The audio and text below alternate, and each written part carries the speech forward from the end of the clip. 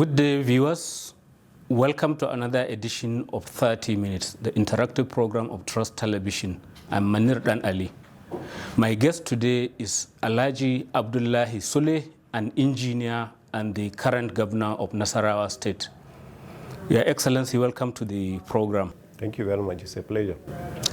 I don't know how you found it. I mean, coming from the private sector, your experience has largely been in the private sector before you moved into governance and straight to the top of your state, Nasarawa State. How has the transition been? Thank you very much. I think before I say anything, it's my pleasure to be, I didn't even know Trust had a television. So let me congratulate Trust for having this television. That is one. Two, to congratulate you for your new identity. I've seen that you have a new identity today. When I picked the paper to read, I realized that you have a new identity, which is in line with the digital world of today. And I want to sincerely congratulate you. I think with the Trust has come a very long way. And I need to congratulate the management and every one of you that has made it possible to be so. Thank you. Now, going back to the question you asked, how has the transition been from being from a private sector person now to a public office where I'm the governor of the state? I think first and foremost, let me thank the Almighty God for giving me the opportunity to be able to adjust. The adjustment has not been very easy, but I think it's a determination that I have made. Based on my background, I have actually held leadership positions, at various levels, either through NGOs, like when I was the national president of Zumunta Association, all the northern Nigerians in the US, which was purely a leadership position that you had to contest and win that election. And then coming back into Nigeria, I now, in the year 2006, I also participated just for a very few months, in order to contest for the office of the governor. So I had a little bit of that. But like you rightly mentioned, I have dealt purely with the private sector where the whole idea was about running a business. And one of the earliest things you've done when you came back from the United States was to spearhead the Sadiq petroleum effort that bought the African petroleum of that time. And then you later moved to the Dangote Group, and your last job there was the group managing director of the sugar refining company. So which means you've served at the top of the private sector, and then now you are in a different world. That's correct. Transition has been something I've always been into. While in the US, I had worked purely in the upstream sector of the oil and gas. I had never worked in the downstream sector. The upstream is from the exploration, production aspect. That's where I had worked. But then when I returned to Nigeria, I completely changed to the downstream, because going into Sadiq Petroleum Nigeria Limited, African Petroleum, like you have mentioned, is purely another big transition, because for us in the upstream sector, going to the downstream, is completely a different world altogether. So I was able to successfully change into that. And then when I left to go to Dangote in the year 2007, I went now into purely an agricultural-based organization, completely, again, different from the oil and gas. So I was able to do that transition. But did you get your fingers burnt at Sadiq Oil AP, because there are issues and somehow the company has more or less disappeared? I think it's not just the fingers, we got our hands burnt when we went in there.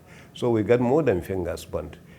We ended up bargaining for more than we could chew, actually, because it was a company that had hidden debt. We thought it was a viable company until we went in there and realized that the company had a huge negative balance sheet, which means the entire shareholders' funds were eroded. And then we started from there. So that was an experience. But thank God, by the time I left the company 6 years later, being the MD, we were able to bring back the company about 5 billion naira positive balance sheet. So, do you have similar experience as a governor? Because we know a lot of states are highly indebted. They can only pay salary by taking overdraft from banks. Well, thank God for us. Since I came into Nasarawa State, we had never taken overdraft to pay salary. We thank God for that. But you are right in the sense that most of the states, highly indebted. They are indebted in the sense that any state that is not able to pay its debts, racially, you can consider it that it's a state that has some challenges, and Nasarawa state is one of those. If you look at what you have always reported, even in your own paper, you have always reported that the only states that are really viable are maybe about 3 or 4 in the nation. So, if you have 3 or 4 states in the nation that can survive without federal allocation, then definitely Nasarawa cannot be one of those 3 or 4 because we don't have the internally generated revenue sources to be able to withstand that.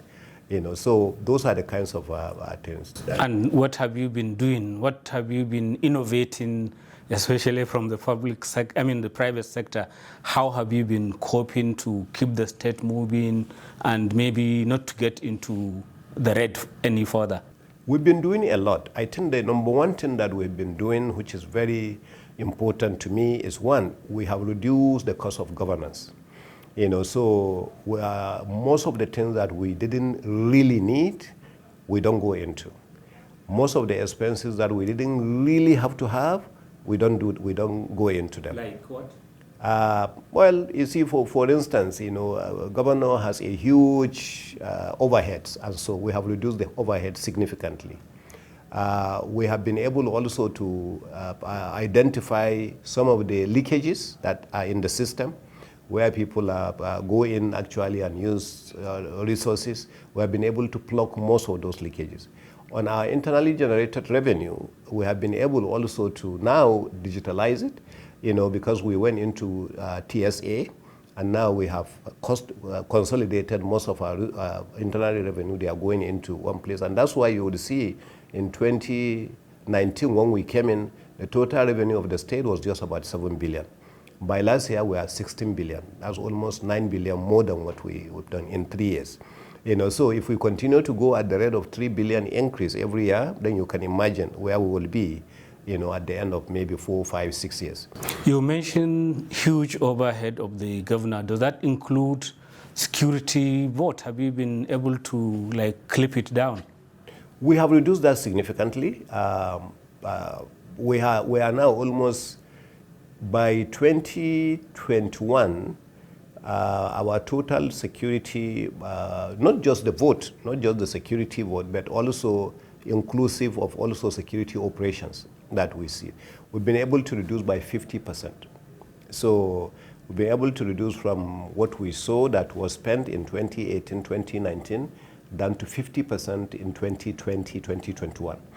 So those are the kind of numbers that we have done. So that's the kind of things I'm telling you. And we're talking of big money here. We're not, when I say 50%, it's not 50% of 1 billion or 2 billion. It's 50% of big money. So we've been able to reduce that significantly. And then we have gone in to look at all the various areas of our IGR where we could actually tap and generate revenue. We improved that. But more importantly, we are concentrating a lot on projects that are revenue yielding. There are a lot of projects that are services, purely services, roads that we construct, water supply, this and that, we consider all those services. But then we are now into also, we do a lot of markets. We do projects anyway that will generate revenue, bus terminals and the rest of that. What about your proximity to the FCT? Are you consciously taking advantage of it? Because lots of the people who even work in the FCT reside in your state. We are definitely taking advantage of that. For instance, our payee has actually jumped. That is part of where we had our revenue that came in. Our payee had jumped almost. The pay as you earn tax. Yes, because a lot of people actually who live in Nasarawa state, were making they were not making their pay in Nasarawa state. They were paying somewhere else. So we've been able to pursue that, and we have been able to recover most of that back into Nasarawa state. So those are some of the areas that we have done that. But more importantly is the area of the projects. Today we are building a computer village. The computer village and technology village that we are doing, it is in Karu local government. That is close to the FCT. We are also doing a lot of real estate projects, close to the FCT. That the government is building or in partnership? We are most of them are PPP. Most of them are PPP projects that we are. That's public-private partnerships. Yes. So most of them, that's where we are, because we registered a company, called the Nasarawa Investment Agency. And then we also came in with a blueprint, with a document called the Nasarawa Economic Development Strategy. So in the process of implementing that strategy, we constituted a committee of very experienced people with knowledge of the economy. 90% of them are not even from Nasarawa State. So we have people from Ogun State, people from Lagos State, people from Kano. And then so we all put them together. They agreed to come and help us develop our economy in Nasarawa State. So those are the kinds of things that we've been able to do. Is that what informs the investment summit that you've been having? Exactly.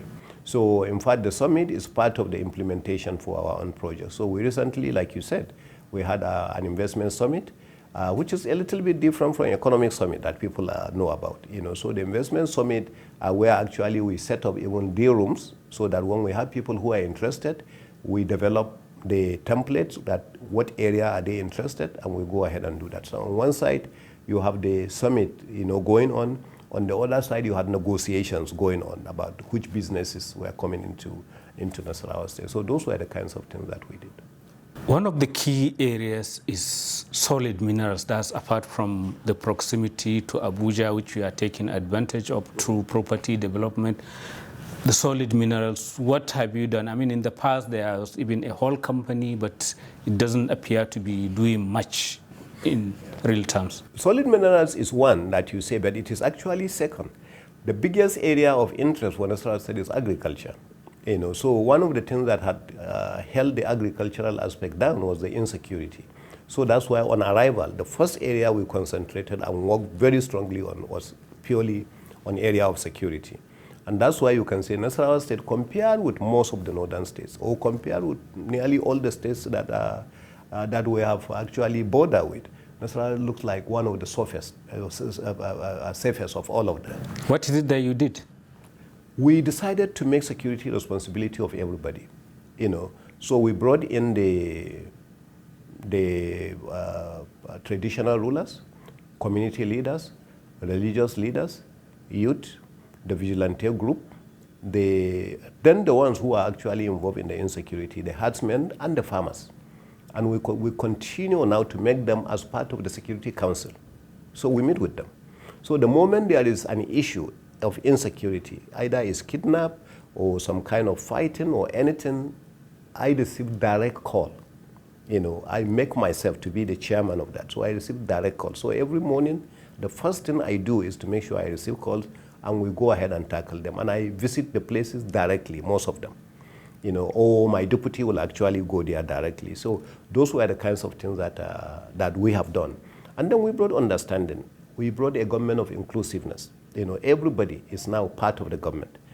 So in your own group, in your own community, whether you have voted for us or you didn't vote for us, we make you part of the government, to come in and be part of it. So it's not a government of say, oh, this village didn't vote for us, so we don't care about them. Oh, these people didn't vote for us. No, we didn't pay any attention to that.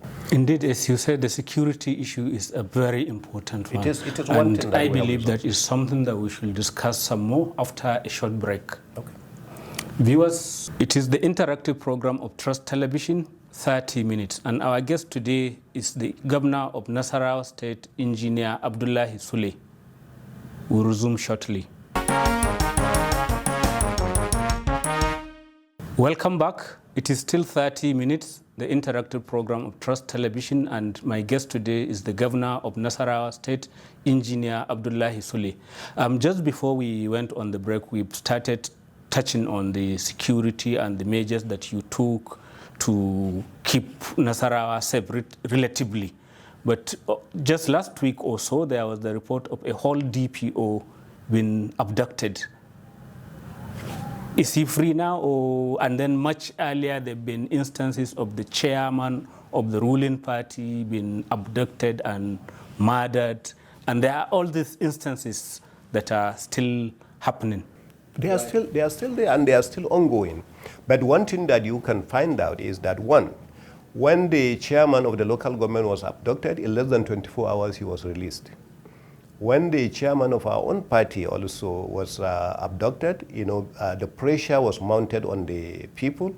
They couldn't run away with him, and then at the end of the day, unfortunately, they killed him. When we had the Darussalam that almost turned to be Boko Haram, at the border with Abuja, we had a joint operation of the Army, the Navy, the Air Force, police, vigilante, and all of them came and we dislodged them.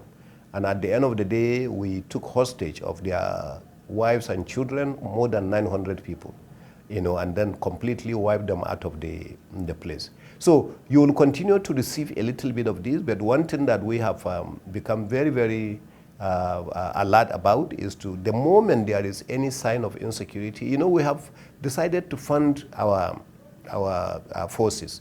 Our security agencies have been very cooperative. With the little resources we have, we make sure that we provide them with the resources they need, with the tools that they need, with everything that we believe they require, so that they can go ahead and go out to the field. And they have been very kind to us. So, and also I want to always use the opportunity each time I talk about security to thank Mr. President, because of the importance of the proximity with the federal capital, Nasarawa State has also had the advantage of having some security installations. Out of the 3 mobile colleges, we have 1 in Nasarawa State. We have only 3 in the whole nation. The Army Special Forces that we have the base actually in Doma, in Nasarawa State. And then we have the Wild Stroke. We have the Brigade of Guard headquarters also in Nasarawa State. Lots of Army formations, yes, and installations. We have all these installations of Army, Navy, and Air Force. So with that, we utilize them. We provide them with what they need, and then we utilize them properly. But why can't, like, the Nasarawa formula, with all its imperfection, be taken further away from Nasarawa to other states? Because, as you can see, many other states, even in the North Central region, are in very perilous security situation. Aren't you governors doing enough amongst yourselves so that probably your formula, the other governors also borrow it, use it, and get better result? We interact with each other a lot. As a matter of fact, there is a committee of, I belong to 2 committees, a committee of we call them the frontier states, of the northern states. You have Kaduna, you have Zamfara, you have Katsina, you have this. So we are members of that. We are Plateau. I'm a member of that committee of some governors, who are working closely together. And I'm happy to tell you that there are times where some people who have worked very successfully in some states were even invited to come and visit some other states and assist. And we have seen that. So we have, for instance, a very, very strong Fulani vigilante group, who are working very hard. And they are, in their own, they are doing it, in fact, with a lot of passion, because they believe that the name of the Fulani as a tribe was being tarnished. And for that reason, they go out there and assist us and wipe out any amount of bandits, and so that they find out. So those are the kinds of things that... Still, Benue State, your brother governor always accuses of the herders coming from Nasarawa into his state. I know there's relative peace, but it's a very uneasy one. Well, you see, I don't want to talk about any particular governor. I think every governor knows exactly the kind of challenges they are having in their own states. But usually, we don't complain. When Darussalam came from Niger State, we didn't complain that they came from Niger. We just dealt with them as Nigerians. When we had another group of the Boko Haram that actually came all the way from Borno State, or from the northeast, Yobe and Borno, and they came to settle somewhere in Nasarawa State, we didn't say they pushed them from Borno. We worked with them and dealt with them as criminals, so those are the kinds of things that we do, and I won't say any governor have to do it the way I do it, but I'm saying we won't go blame game, But so you feel some pain, some concern when you hear some of the claims that maybe your state is responsible for the trouble in neighboring state? No, I don't think they accuse Nasarawa of being responsible for the problem. What they say is that the people come through Nasarawa state. Nasarawa is not predominantly a Fulani state. Yet when you have these Fulanis on transit sometimes, so of course they have to come to Nasarawa State before they proceed to other states. So that doesn't make them, citizens of Nasarawa. They are citizens of Nigeria. And Nasarawa is Nigeria, so is Plateau, so is Benue, so is any other part of the country. And these people have the freedom of movement, so they can move from one state to another. That doesn't mean that they are sent there. And to tell you the fact is, my colleague and I from Benue, we relate very well. So when I see certain problems, sometimes when I see certain people, they come in and we are monitoring them, and they come and pass Nasarawa State, they are entering into Benue, I call him and I say, so and so people, we notice them coming. And he say, really? Yeah, and he takes action. But is your party at the national level, and you, the governors, are you concerned about this mounting insecurity on the eve of elections? Because when people discuss it, they say it's as if the governors and the federal government aren't that concerned. All they are concerned is their re-election. Well, when there was no re-election, then what happened? There are people right now who have nothing to do with the election. There are second-term governors. We have more second-term governors than first-term governors who are actually living. So are we saying they are concerned only about election? I think you see sometime in this era of digitalization, this era of social media, this era, so anybody can wake up from his bedroom and just say what he wants. And I think that's what makes us leaders. People will accuse us, people will abuse us, people will do that, and then we are the people that offered ourselves to lead. For that but reason, are you providing solution? Is there something bigger than what you are already doing, say, in your state? Is there a national effort? Because you seem to suggest it's a mixture of not just the kinetic, but some intelligence gathering and acting on the intelligence and all of that. And Nigerians can't understand when even ordinary people seem to know where all the terrorists and bandits are, and the government doesn't seem to have a plan to deal with it. No, government has a plan, and government actually goes after them. Most of these terrorists, every day you hear, I was reading yesterday about media, and they say good news is in no news, only bad news is news. So a lot of good news happens. Government does a lot of things. But I think the media may not be too interested in reporting all the good things that are done. If there is anybody, and I'm telling you sincerely from the bottom of my heart because I believe in that, if there is one person who believes in security of this country also, is President Muhammad Buhari. I see the worries in him, I see the concerns in him. Every time a governor says it's a security matter, he will abandon whatever it is and see you so that we could address the issue. And the security agencies, we have, with government, the governors, like the frontier governors, we have met with the security agencies a couple of times, to plan strategy together. But you see, issue of security, when somebody says, we know where they are, if you know where they are, then let's go catch them. In most cases, people just make comments. It is not that they are really sure of where some of these people are. But don't you think it's still called comfort for, let's say, the families of the train abductees, the families of the school children in Kebbi and other places that are still there with the bandits or terrorists? I mean, and the thousands of people who are in some captivity, and it's just the families trying to deal with it, trying to pay up and get them released. Let me tell you the example we have in the state. Okay, we have an excellent tracking system, especially through the telephones. Most of the times we track where these people are by their telephones. And most of the time we mount the pressure. That's why sometimes they keep running away, because we mount the pressure by making sure we surround them. And these bandits are not stupid. When we are actually pursuing them, they know they are being pursued.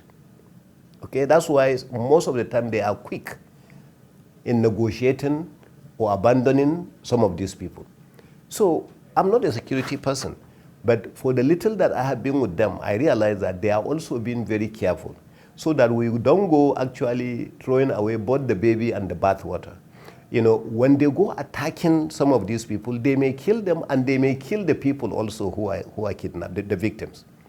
So in most cases, they will tell us, we have seen them, we have identified them, but we are trying to pursue it, with a lot of strategy, because if we go so deep, the first thing, they will kill the people. Can we move just very briefly to agriculture, because you did hint that is the main thing in Nasarawa. What are the key 3 things that your government has done to improve agriculture, aside from getting Olam, Dangote to come and all the big guns to come and invest either in the big farms or in rice milling and all of that, the ordinary farmers who are there? One, there is a CBN program called Nasarawa, and that program is purely on how to empower the youth and get them into agriculture. And I will give you one example, the one that we had in Doma. Just by the dam, because Nasarawa is #1 in sesame production. When it comes to sesame agriculture, we are #1 in the country, and Doma sesame is one of the best. So we decided to concentrate on that. And we brought in 500 youths. We took the facilities, from the CBN through Nasarawa, and then we actually funded them. We gave them the seedlings that they require. We provided them actually with the equipment that they require, and then we gave them the money, to go ahead and do that. So the second one? Okay, the second one is where we have now engaged what we call outgrower scheme. So most of the big companies you have mentioned, and I will give you an example with Olam. Olam is actually having roughly about 4,000 outgrowers in Nasarawa State. So because of the marriage we brought, Olam is able right now to go ahead and buy all their paddy, from these 4,000 people, in addition to their own employment. And the third one you have mentioned, we are now opening the road for them. We have gone to areas where we have given them access.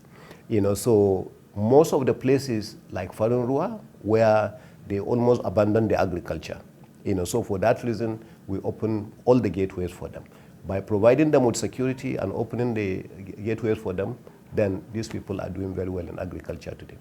Thank you very much, Your Excellency. I'm afraid we've exhausted the allotted time for this interview. Thank you very much. Viewers, that's the end of this program. Keep at it with us.